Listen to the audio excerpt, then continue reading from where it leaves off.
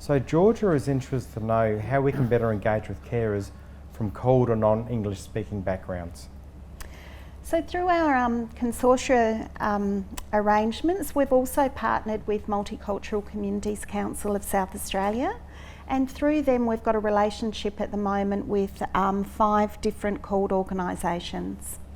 Part of their role will also be about identifying other communities of carers who are requiring supports, or as we're identifying carers from different cultural groups who actually need cultural services, then we'll actually work with multicultural communities to deliver those services through them and that relationship as well.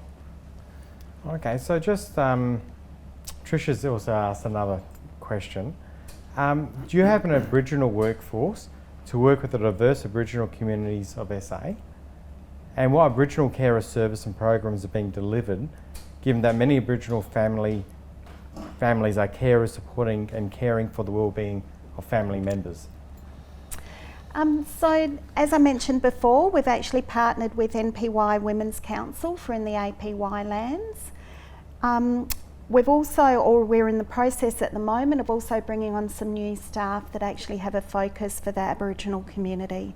So services will be available for Aboriginal carers that actually understand the needs of the community and some of the different context in how those services might need to be delivered as well.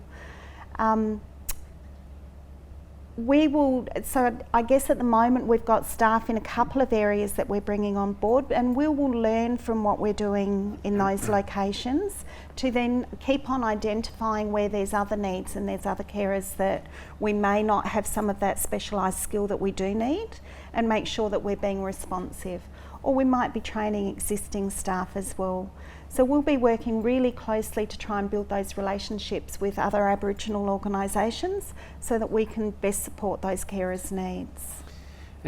And we know, Sean, with both the CALD community and also Aboriginal community, Aboriginal and Torres Strait Islander communities, that relationship is key and it takes time to build. So one of the great things about this service is that the initial contract is around for 5 years, but as an organisation, our view is to walk alongside the community and talk to community and have conversations with them over time.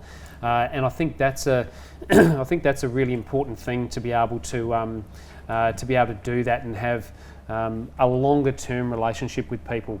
And I think for us, we're committed to that. And so there's those conversations that might not be happening now, but that connection with community might take 4, 5, 6 months to build, to make people and enable people to be comfortable in those communities to access our services. I think that's something that we're more than committed to do. It's a really important thing. So.